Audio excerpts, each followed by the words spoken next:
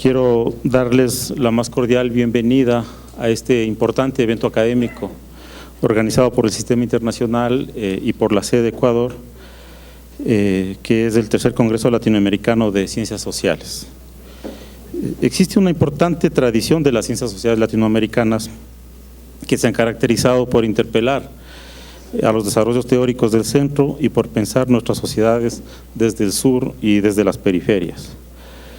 Por ejemplo, y disculpen el sesgo de economista, la teoría económica latinoamericana interpeló al pensamiento ortodoxo en la época del modelo primario exportador, interpeló el modelo ricardiano de exterior basado en las ventajas comparativas, en donde cada país debía especializarse en producir aquello en lo que tenía ventajas naturales, y así se suponía que todos se favorecían de su participación en el mercado mundial. Prebisch encontró que, contrario a lo que predecía el modelo clásico de comercio exterior, no todos los países ganaban con su participación en el mercado mundial, sino que al contrario, había ganadores y perdedores, y se definió lo que él conoció como el deterioro de los términos de intercambio. Ante este diagnóstico crítico, se planteó la necesidad de un nuevo modelo de desarrollo basado en la industrialización por sustitución de importaciones, política que se aplicó en la mayoría de países de América Latina, con distintos tiempos, ritmos e intensidades. Lo importante de esto es que una nueva teoría económica, el llamado estructuralismo latinoamericano, sirvió de base para la implementación de un nuevo modelo de desarrollo en América Latina. Entonces el ciclo fue el siguiente: teoría hegemónica ortodoxa, diagnóstico crítico, propuesta heterodoxa y nuevo modelo de desarrollo. Por otro lado, también desde la teoría de la dependencia se plantearon diagnósticos críticos que interpelaron el discurso de las ciencias sociales del centro. Se planteó la idea de centro-periferia, la idea de desarrollo del subdesarrollo, la noción de dependencia, la teoría del sistema mundo, la idea de la desconexión, planteamientos muy interesantes como la tesis del subimperialismo, etcétera, etcétera. De ahí también se plantearon importantes alternativas para la política pública y para el cambio social.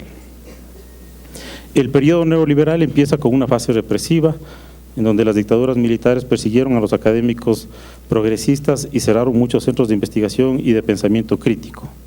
Luego de la fase represiva se impuso una nueva hegemonía, la hegemonía del pensamiento neoliberal, en donde el pensamiento del centro y la periferia confluyeron bajo la óptica liberal.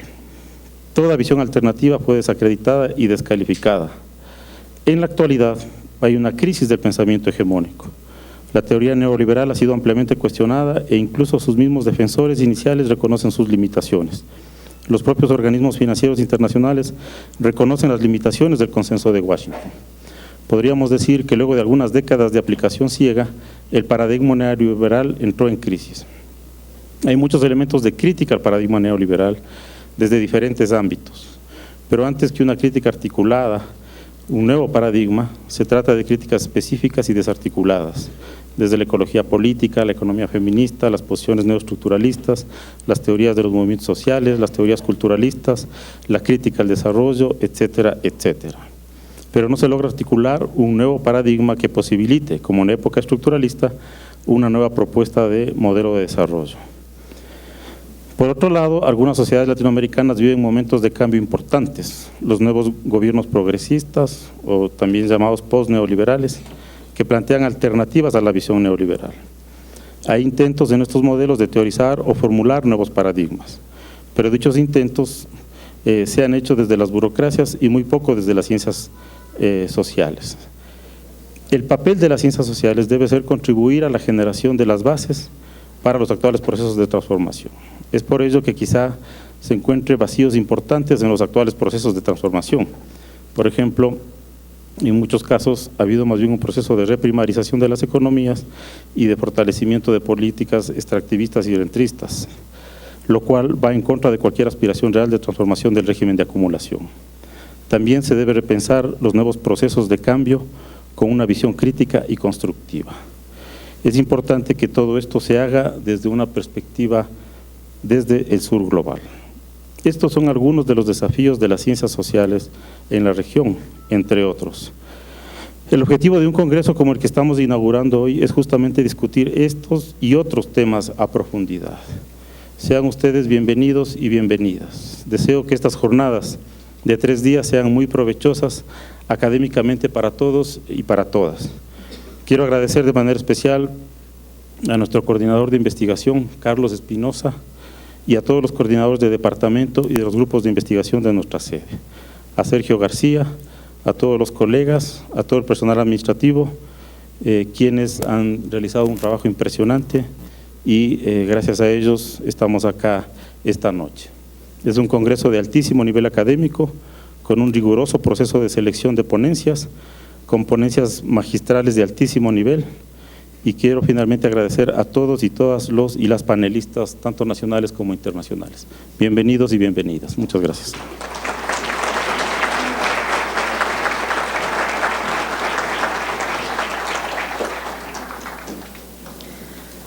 A continuación, las palabras del doctor Adrián Bonilla, secretario general de Flaxo.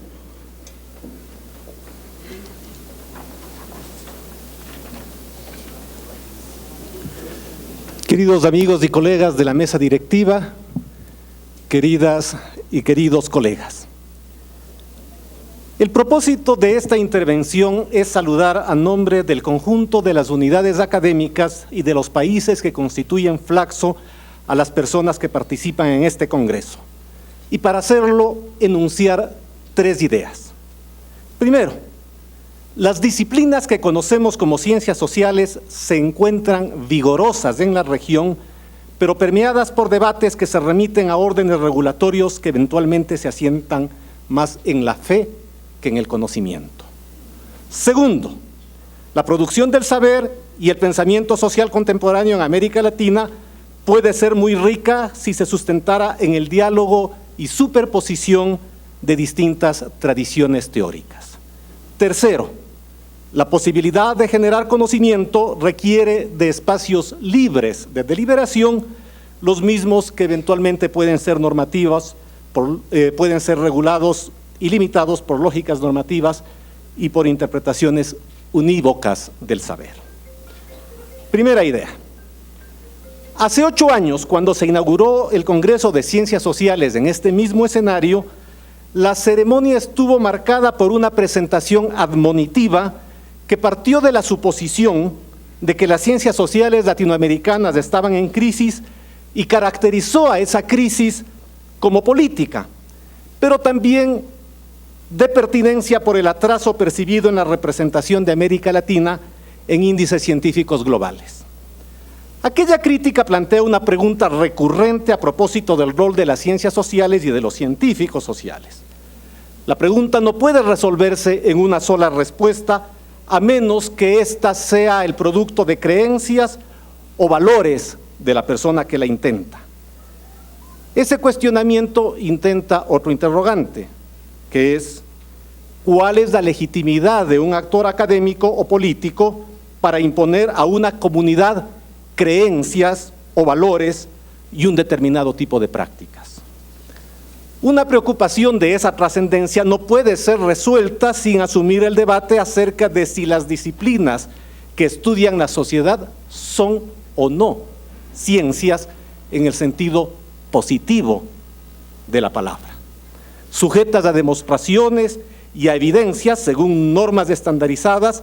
Sobre todo este cuestionamiento luego de que las teorías críticas y aquellas que cuestionaron la dimensión teleológica de las aproximaciones omnicomprensivas del siglo XX, cuestionan también la relevancia misma de la categoría ciencias para referirse a las disciplinas que estudian la sociedad.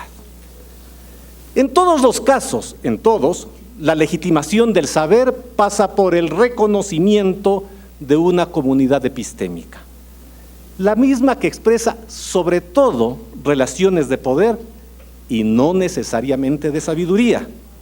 Esta comunidad certifica la evidencia de algún descubrimiento, por ejemplo, en las ciencias físicas y naturales. Es la evidencia en esas ciencias lo que permite certificar una conclusión.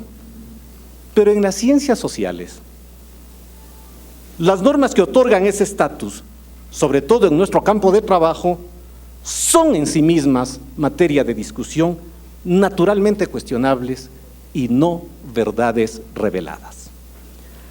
A plantearnos qué son las ciencias sociales latinoamericanas y por qué están o no en crisis, nos encontramos con varios problemas. ¿Qué otorga a una práctica investigativa identidad latinoamericana? ¿Quién determina la relevancia o la pertinencia de esa identidad que vamos a entender por ciencias? No hay fronteras absolutamente precisas en el pensamiento social sobre esta discusión. Las que existen son construcciones políticas que no eluden cierta dosis de autoritarismo. ¿Cómo clasificarlas es otro problema? Son instituciones burocráticas, gubernamentales, quienes otorgan patente de relevancia a las discusiones sobre la sociedad. Son consejos de expertos los que sostienen el canon del saber. ¿Es la autoridad máxima de un centro de estudios? En todos los casos, el estatus científico puede ser más el resultado del ejercicio del poder que de la evidencia. Ninguna tradición científica, por otra parte, puede escapar a la posibilidad de ser instrumental a intereses sociales o políticos.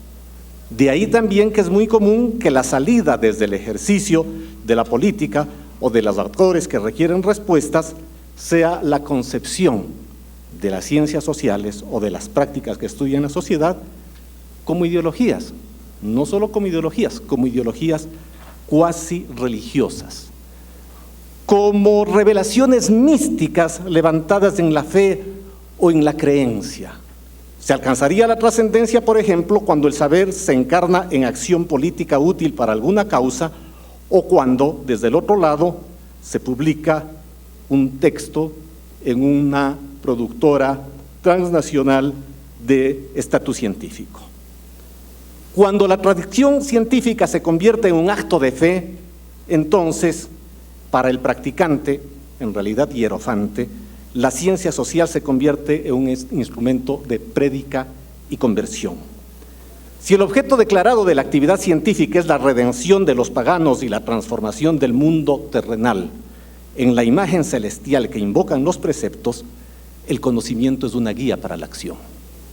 Otra posibilidad, igualmente cuasi religiosa, es la creencia ciega en que la ciencia se produce a través de un hecho adjetivo, vinculado a la liturgia, por ejemplo, en la métrica de impacto formulada por este tipo de empresas de alcance global. Segunda idea. Los ejemplos mencionados nos remiten a la vieja discusión sobre el papel de los científicos sociales en América Latina. Nuevamente, la metáfora eclesiástica ayuda.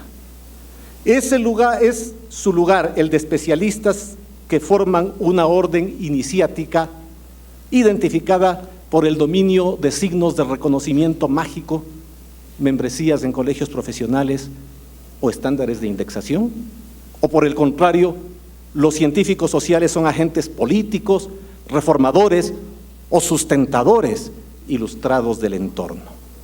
Ocasionalmente reproducimos la lucha intelectual católica del siglo XII entre las órdenes mendicantes y el papado respaldado por los dominicos. Disputamos la ciencia como si fuese el Dios del pensamiento versus el Dios de la acción. Pero a diferencia de ese entonces, pensar que esta contradicción se resuelve con la victoria de uno de los bandos es iluso. El debate entre ambas opciones no se agota, es parte de la realidad profesional.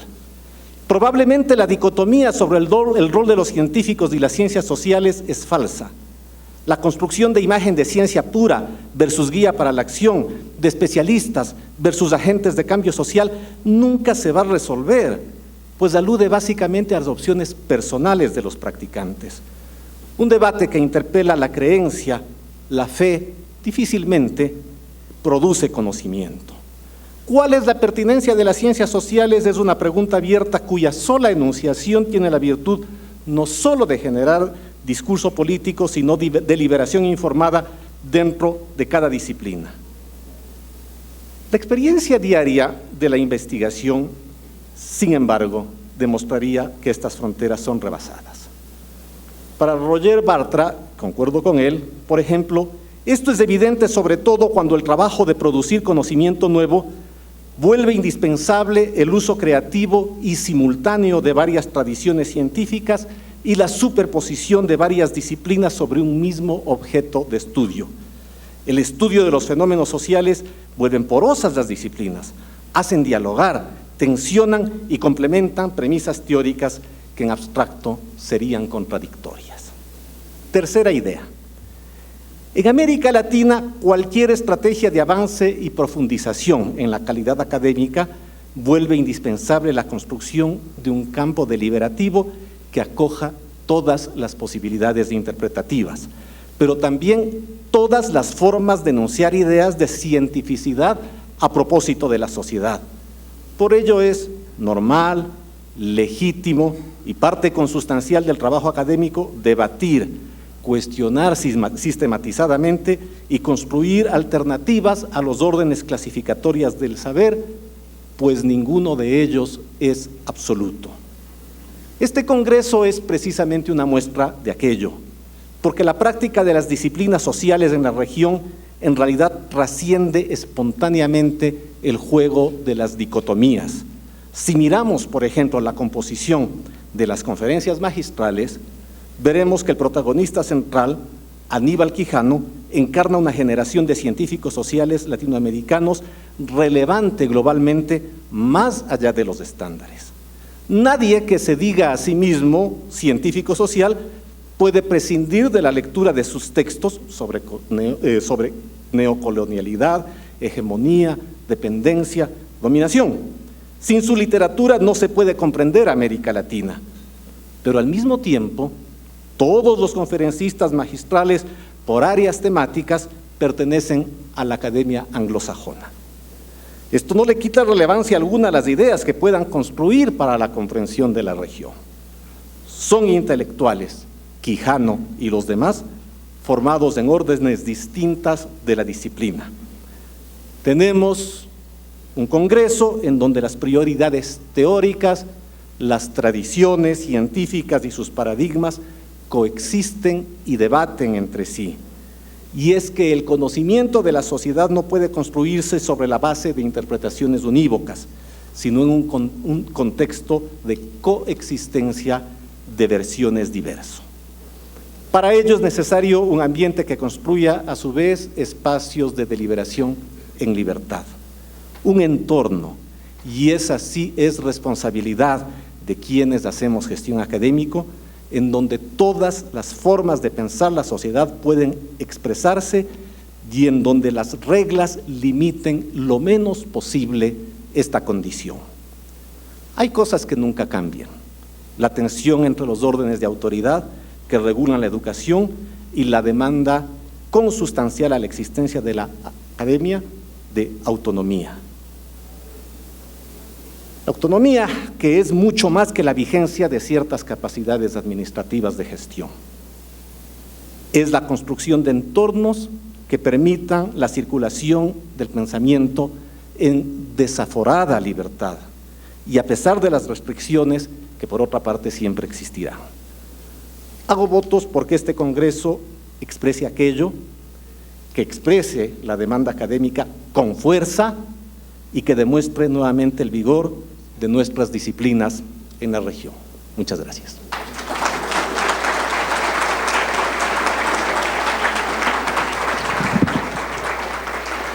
Seguimos con la intervención del doctor Gerardo Caetano, presidente del Consejo Superior de Flaxo.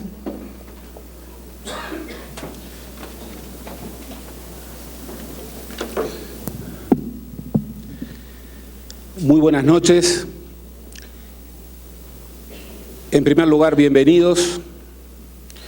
Como presidente del Consejo Superior, me siento muy satisfecho de esta convocatoria, de esta asamblea, de este congreso internacional que la sede Flaxo Quito inaugura en el día de hoy.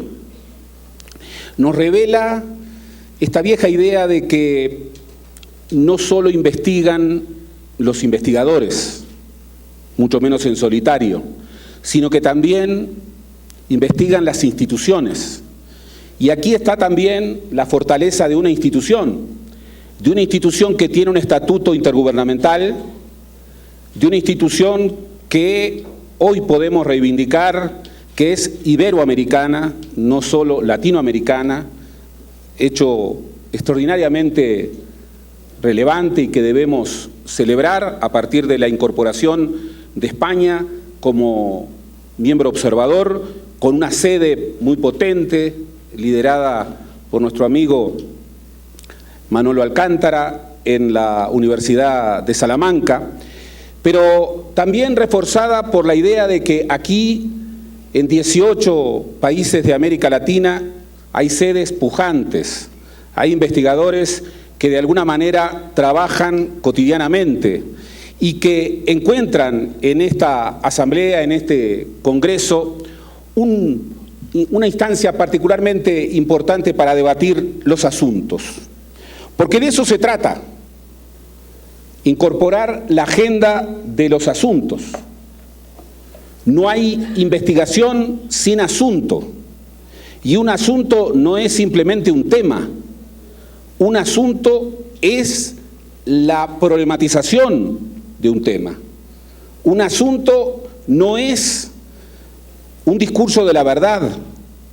Un asunto es la pasión por investigar aquello que no conocemos y aquello que queremos conocer, produciendo conocimiento nuevo desde hipótesis. En ese contexto, cuando uno recorre el programa, advierte que la agenda académica de esta institución es la agenda académica de América Latina. Y en ese sentido debemos felicitarnos, porque ciencia política, democracia e instituciones, conflicto político, participación y Estado, conocimiento, procesos culturales y transformaciones políticas, economía del desarrollo y políticas públicas, economía, migraciones y desigualdades globales, economía política internacional del desarrollo, epistemologías socioambientales, estudios estratégicos sobre seguridad y conflicto, género, subjetividades y ciudadanías, movimientos sociales y Estado en América Latina, políticas públicas comparadas, políticas sociales, sujeto, historia, memoria y producción de saberes, territorialidades rurales, en fin, estas áreas temáticas revelan una buena agenda de la problemática latinoamericana e iberoamericana de hoy. La coyuntura no es una coyuntura más, y siempre investigamos desde una coyuntura, investigamos desde un presente. Es una coyuntura particularmente desafiante, que de alguna manera nos lleva a incomodar las teorías, a incomodar las respuestas, a incomodar los discursos de la verdad. Es una agenda dominada, y esta es la primera articulación, por un contexto global muy difícil para América Latina. Un contexto global en donde estamos viviendo desde hace más de una década larga un rebalance de poder en el que América Latina en muchos aspectos queda en una zona de marginalidad. Estamos hablando de un contexto de una ofensiva mercantilista en los terrenos de la definición del comercio de bienes, en las inversiones y también ahora, desde hace 2 años, en la negociación del tema crucial y poco transitado de los servicios. Y debemos ser muy conscientes de que estamos en momentos en que esta ofensiva mercantilista puede definir las reglas de juego globales para las próximas décadas. Y este contexto global es el que tiene que marcar nuestra reflexión, nuestros debates en este Congreso y nuestro quehacer de investigación. Pero también es un contexto particularmente desafiante en la región. Y la agenda que planteábamos justamente establece que todos los gobiernos de la región, todos, de izquierda o de derecha, progresistas o conservadoras, o del signo que quieran, hoy están enfrentados a desafíos muy grandes. El desafío de superar situaciones de desigualdad ominosas que siguen haciendo de América Latina uno de los continentes más desiguales del planeta. Somos el segundo después del África subsahariana, con un coeficiente de Gini que yo ya sé que es una metodología muy cuestionable para ver la hondura de las dimensiones de la desigualdad, pero que nos marca límites realmente irritantes. Y recordémoslo con mucha claridad y con mucho pluralismo, en América Latina el problema de la pobreza y el problema de la indigencia es el problema de la desigualdad. Si tuviéramos el patrón redistributivo de África, tendríamos 1/3 de los pobres que hoy hay en América Latina, que en particular a partir del 2008 no han bajado sustantivamente a pesar de la aplicación de políticas sociales de signo diferente y que ha buscado el objetivo de generar mayor igualdad. Estamos en momentos en donde nuestras democracias no están sólidas. Tenemos desacuerdo de régimen en América Latina y tenemos inestabilidades políticas muy profundas. Desde un México con números aterradores en la lucha contra el narcotráfico, con 26.000 desapariciones reconocidas en los últimos años, y también con culturas de la impunidad. Pero también tenemos la emergencia de fenómenos de corrupción, y bien sabemos que la corrupción no es de derecha ni es de izquierda, y los procesos actuales de América Latina vienen a probarlo. Pero sabemos también que la corrupción convive bien con la conservación y devasta cualquier proyecto de transformación, porque lo deslegitima. Sabemos que hoy estamos debatiendo en América Latina por la soberanía. Y permítame recordar al pueblo latinoamericano, boricua, que tanto ama a Aníbal Quijano, a ese pueblo de Puerto Rico, que es latinoamericano y que hoy está en una situación realmente terrible. Estuve en un congreso en Puerto Rico este año y vi lo terrible que puede ser en el siglo XXI una colonia en América Latina. Esa colonia en América Latina hoy tiene un endeudamiento de casi 80.000 millones de dólares y está en una situación peor que la de Grecia. Y seguramente el futuro que tiene es un futuro terrible y es un futuro no soberano. La soberanía no en el estilo del siglo XIX, sino con los reclamos y las exigencias del siglo XXI, es un tema crucial para nosotros. Y por cierto, el desarrollo. Sudamérica ha crecido, pero ha crecido una vez más vendiendo commodities y con modelos extractivistas no sustentables en términos medioambientales. Y hemos fracasado en diversificar nuestra matriz exportadora y tenemos todavía un trecho muy largo para conjuntar investigación en ciencia y tecnología con producción. Y por supuesto que para esto necesitamos rediscutir el papel de las ciencias sociales. Y en este Congreso, y lo ha dicho muy bien Adrián, no es un Congreso para creyentes, no es un Congreso para obsecuentes, no es un Congreso para gurúes, es un Congreso para investigadores, es un Congreso para la crítica y también para debatir propuestas. Es un Congreso para la construcción de ciencias sociales más abiertas. Y tenemos ejemplos. Por ejemplo, don Aníbal Quijano, que nos refiere muchas cosas. Aníbal Quijano no ha quedado anudado con ningún gobierno, a pesar de que sus lineamientos de orientación, sus principios han estado siempre claros. Aníbal Quijano ha sido un científico difícil de clasificar en una disciplina reducida.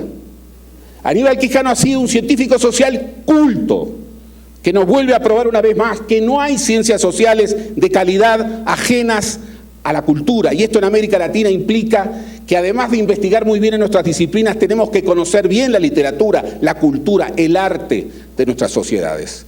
Y que no tenemos que asumir acríticamente los paradigmas de la competitividad, planteando que la única ciencia que sirve es la ciencia aplicada y la ciencia básica en la cual están las humanidades y las ciencias sociales tiene un papel absolutamente subordinado.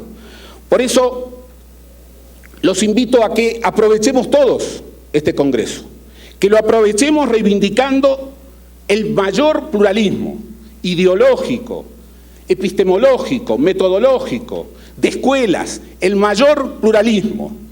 Y junto con el mayor pluralismo, el mayor rigor conceptual, discutiendo teoría, discutiendo metodología, planteando una nueva legitimidad de la ciencia en donde la ciencia no sea un discurso de la verdad, sino que sea una contrastación de hipótesis.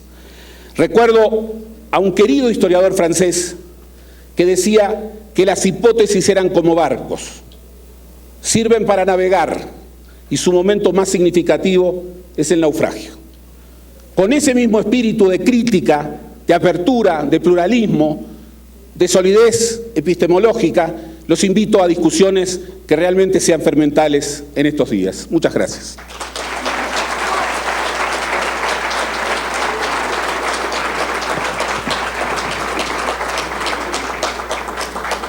A continuación, inaugura el Congreso el señor Javier Lasso, ministro de Relaciones Exteriores y Movilidad Humana del Ecuador, encargado.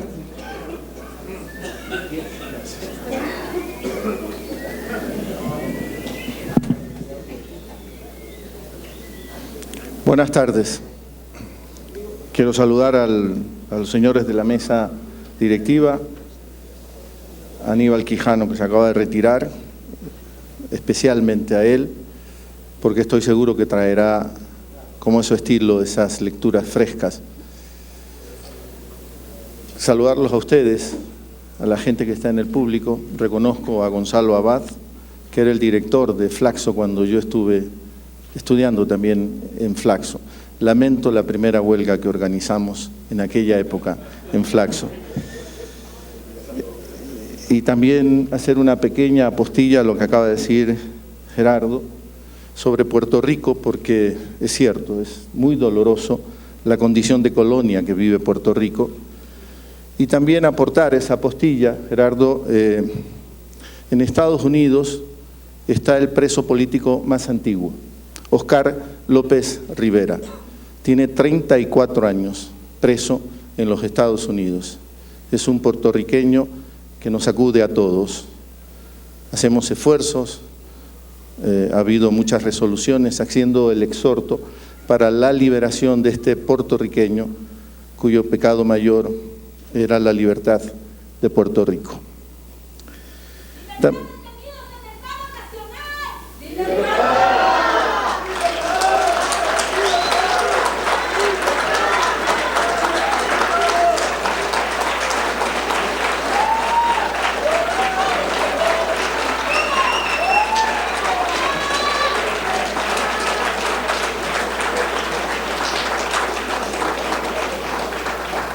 Sí, estoy parado aquí no para desafiarlos, pero también para permitir estas manifestaciones. Quería decir que saludo a los investigadores, académicos y estudiantes de América Latina y el Caribe y a los invitados de otras regiones que se han reunido hoy aquí para reflexionar sobre las ciencias sociales en la región y debatir sobre los desafíos para la integración y concertación latinoamericana. Mis felicitaciones también a la Facultad Latinoamericana de Ciencias Sociales, Flaxo, por generar este espacio de diálogo y compartir experiencias e ideas que serán de gran utilidad para nuestra región. Este congreso permitirá explorar los aportes académicos que se pueden hacer desde y hacia América Latina.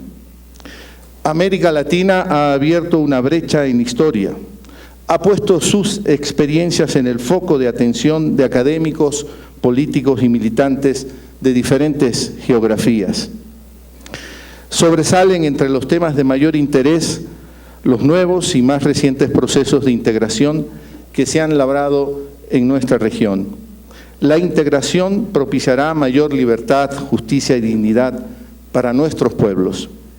Es importante resaltar que la cristalización del proyecto de integración ha estado lejos de ser tarea fácil, pero la suma de esfuerzos colectivos nos ha permitido ir adelante, aunque quede todavía mucho por hacer.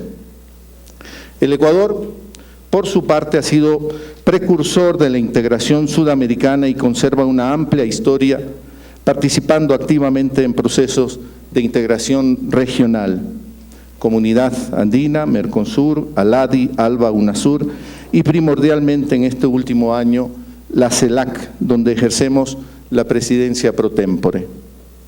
En la CELAC compartimos la visión de que la integración de nuestros pueblos tiene una relevancia histórica. Hace poco más de un año, los países miembros de la Comunidad de Estados Latinoamericanos y Caribeños, CELAC, adoptamos en La Habana una declaración que afirma que hemos sido, somos y seremos diversos, y a partir de esa diversidad es que tenemos que identificar los desafíos y objetivos comunes y los pisos de convergencia que nos permitirán avanzar en el proceso de integración de nuestra región.